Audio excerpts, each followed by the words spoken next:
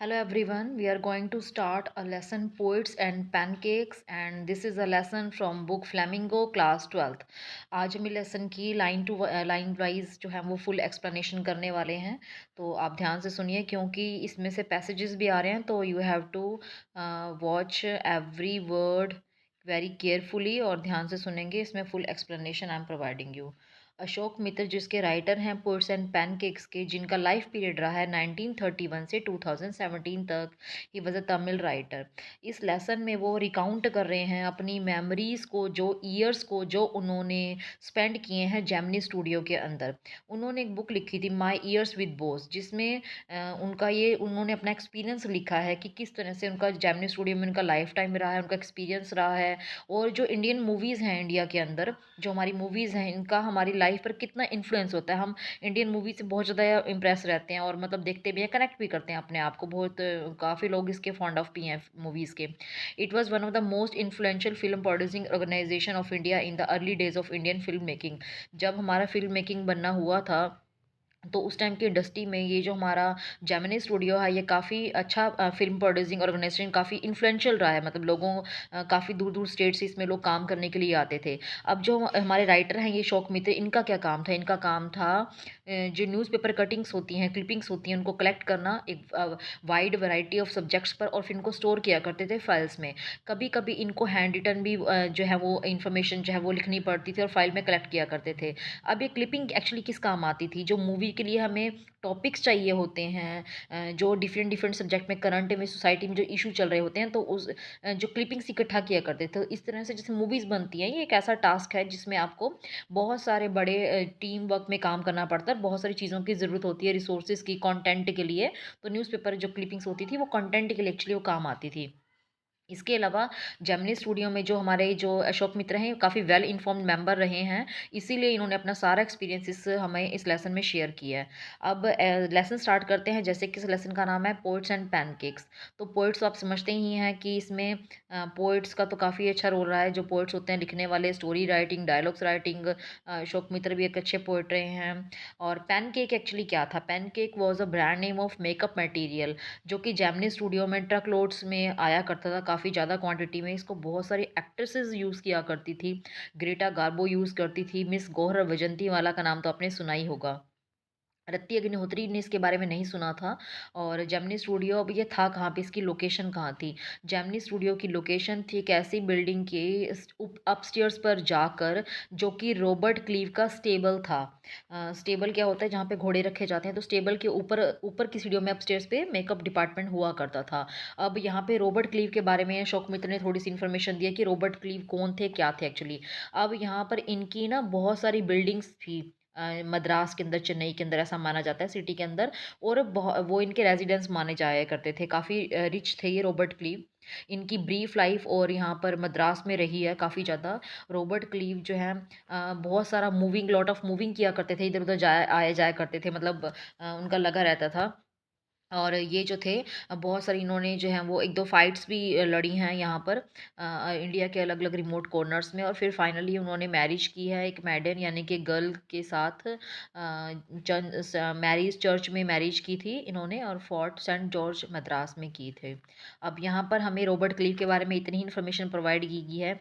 इसके अलावा अब नेक्स्ट पैसेज में आपको सुनने को मिलेगा कि मेकअप रूम, मेकअप डिपार्टमेंट कैसा था वो, ठीक है ना। तो जो कि बहुत एक चीफ जो है वो पार्ट माना जाता है एक मूवीज़ मेकिंग का। तो मेकअप रूम कैसा था? मेकअप रूम जो था वो एक हेयर कटिंग सैलून जैसा था, ठीक है।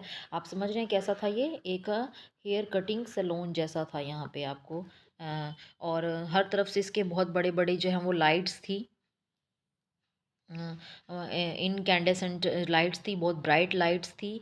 और जो हीरो हीरोइन जो यूज़ किया करते थे, मेकअप यूज़ किया करते थे, इतनी आर्टिफिशियल लाइट हुआ करती थी कि उनको फायरी मिजरी फील हुआ करती थी। मिजरी पेन होता है ना, जैसे कि क्योंकि लाइट इधर से इतना हैवी मेकअप, और सेकेंडली इतनी सारी जो है वो लाइट्स के साथ उनको ये फ़ील हुआ करता था। अब जो मेकअप डिपार्टमेंट को हेड कौन किया करता था? मेकअप डिपार्टमेंट को हेड करते थे एक बंगाली वो जो इसको हेड करते थे जो कि बाद में स्टूडियो को छोड़ के चले भी जाते हैं।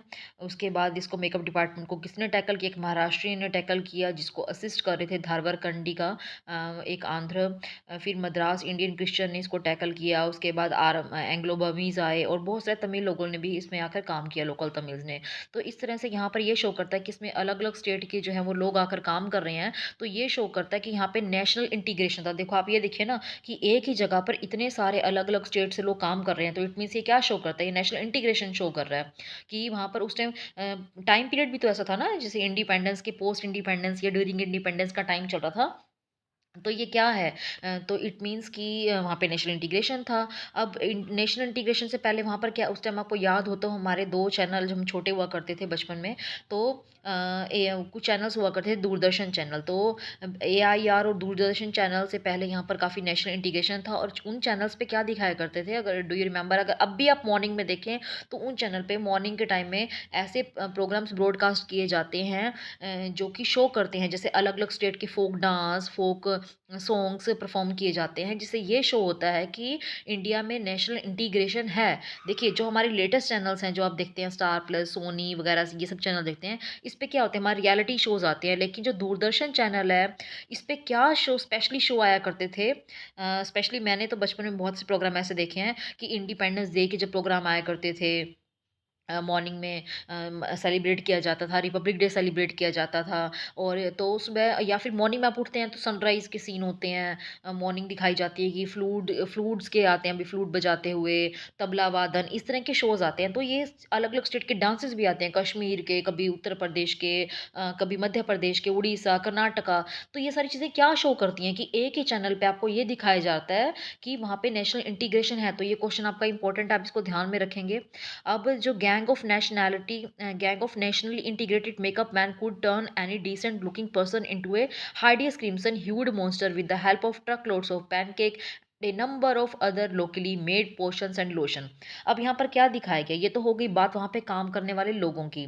अब ये दिखाया गया कि मेकअप का एक्चुअली काम क्या होता है तो मेकअप का काम क्या होता है मेकअप का काम आप सब जानते ही हैं कि मेकअप का काम क्या होता है आप डिसेंट लुकिंग बंदे को क्या किसी में बदल सकते हैं एक मॉन्स्टर में चेंज कर सकते हैं जो कि पैनकेक ब्रांड मेकअप में ब्रांड इतना ट्रक लोड से होकर आया करता था और वहाँ पे इतने सारे वहाँ के एक्टर एक्ट्रेस को पोषण लोशंस लगा के उनका पूरा लुक ही चेंज हो जाता है जैसे कि आजकल हम कैमरास में चेंज कर लेते हैं फिल्टर्स लगाकर तो आजकल तो मेकअप की ज़रूरत नहीं है आप थोड़ा सा मेकअप लगाएं अपना फिल्टर चेंज कर ले तो आप चेंज हो जाते हैं पूरी तरह से इस तरह से पहले कैमराज इस तरह के नहीं थे ना कि आप उसमें फिल्टर्स चेंज कर ले मोबाइल से एंड्रॉयड्स वगैरह तो पहले क्या होता था मेकअप पे ही डिपेंडेंट हुआ करते थे एक्टर एक्ट्रेस तो those were the days of mainly अच्छा अब बात करते हैं कि शूटिंग कैसे हुआ करती थी शूटिंग हुआ करती थी इंडोर मेनली सिर्फ 5% शूटिंग की आउटडोर हुआ करती थी अब आउटडोर शूटिंग से भी क्या बेनिफिट होता है आजकल कि आपको बाहर के व्यूज़ इतने देखने को मिल जाते हैं लेकिन पहले क्या था इंडोर में ही आपको इतना सारा सेटअप करना पड़ता है कि आपको प्रेजेंटेटिव आप इतने होने चाहिए कि इंडोर शूटिंग में भी आप मूवीज़ के जो है वो प्रेजेंटेबल लगें आप अब यहाँ पर क्या है अब यहाँ पे वो कह रहे हैं आगे Ashok Mitra I suppose sets and studios light needed the girls and boys to be made to look ugly in order to look presentable in the movie.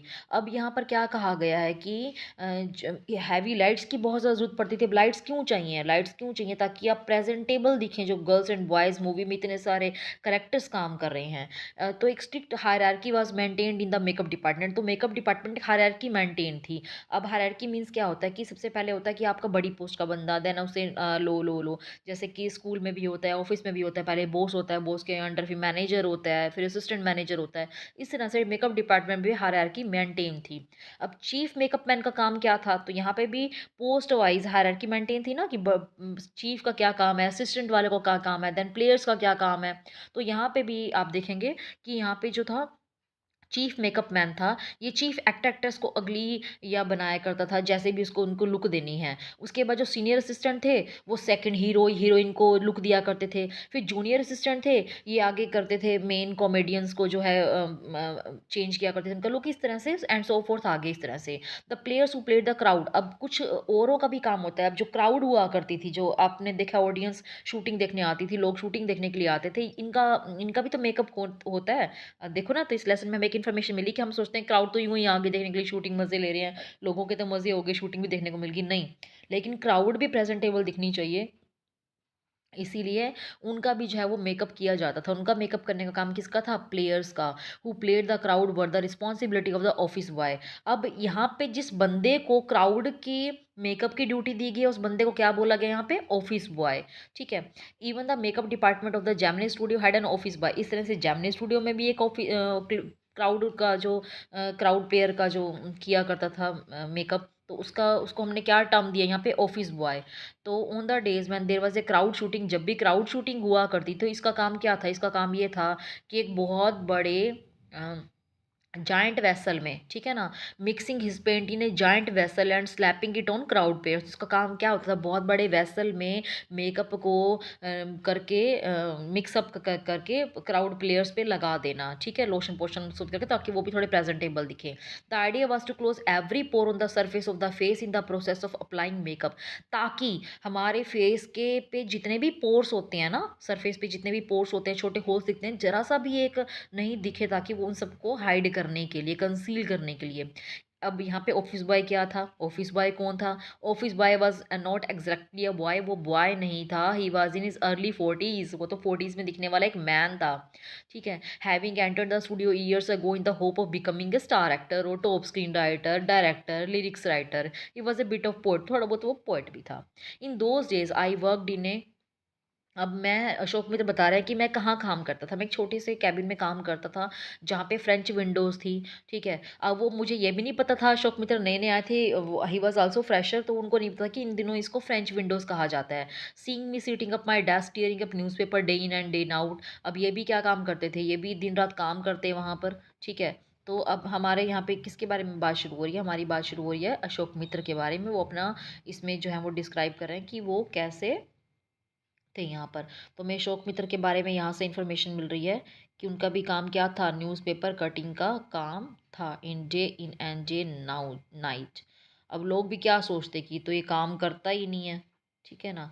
तो वो क्या सोचते थे कि कोई काम करता ही नहीं है, तो अशोक मित्र क्या किया करते हैं? उनको इतना सारा I should be given some occupation would barge into my cubicle and deliver an extended lecture. तो मैं भी क्या करता, मैं मेरे पर क्रिटिसाइज़ करने वाले लोगों को मैं इतना सारा ऐसा काम दे देता कि वो भी बड़बड़ करते हुए मेरे ऑफिस से करते हुए चले जाते। The boy in the makeup department had decided, अब मेकअप जो वो जो मेकअप डिपार्टमेंट में वो बॉय था ना, उसने सोचा कि मुझे तो ये ज्ञान लिटरेरी जो मुझे टैलेंट है, मुझे दूसरों को भी इनलाइटन करना चाहिए, ठीक है। मेरा तो वेस्ट जा रहा है यहाँ पर, लोगों का वेस्ट जा रहा है टैलेंट। तो लेकिन मैं प्रे करता कि काश मुझे इसकी ये इतना सब कुछ ना सुनना पड़ता, तो काश क्राउड शूटिंग ही हो, ताकि मुझे इसके लॉन्ग लॉन्ग एपिक्स ना सुनने को मिले। In all instances of frustration, you will always find the anger directed towards a single person openly or covertly. And this man of makeup department was convinced that all his woes, ignominy and neglect were due to कोथा मंगलम सुबु। अब यहाँ पर हम बात करें कि कभी कभी बेटा क्या होता है, हमारी जो फ्रस्ट्रेशन होती है, उस फ्रस्ट्रेशन जब हम फ्रस्ट्रेट होते हैं किसी से, तो हमारा वो फ्रस्ट्रेशन किस में बदल जाती है? एंगर में बदल जाती है। और कभी कभी हम क्या करते हैं, फिर उस एंगर को हमें कहीं निकालना होता है, तो हम या तो किसी बंदे पे निकाल देते हैं, सिंगल पर्सन पे निकालते हैं, तो ओपनली निकाल देते हैं या कवर्टली निकाल देते हैं, डायरेक्ट और इनडायरेक्ट हम निकाल ही देते हैं। तो जो मेकअप डिपार्टमेंट का जो बंदा था ना, ये इस बात से कन्विंस था कि इसकी जितनी भी टेंशन है, जितनी भी इसके साथ इसको ह्यूमिलेशन बेइज्जती सहनी पड़ती है, इगोनोमिनी मीन्स इसको इंसल्ट सहन करना पड़ता है, ह्यूमिलेशन सहन करना पड़ता है, निगलेक्ट इसको किया जाता है, वो किसकी वजह से है? वो है कोठा मंगलम सुब्बू की वजह से। तो नेक्स्ट हमारी इंफॉर्मेशन स्टार्ट हो रही है, नेक्स्ट करेक्टर यहाँ पर है सुबू के बारे में, जो कि हम नेक्स्ट वीडियो में करेंगे। तो आप आगे भी ध्यान से देखें और सुने। आई होप कि आपको यहाँ तक क्लियर होगा।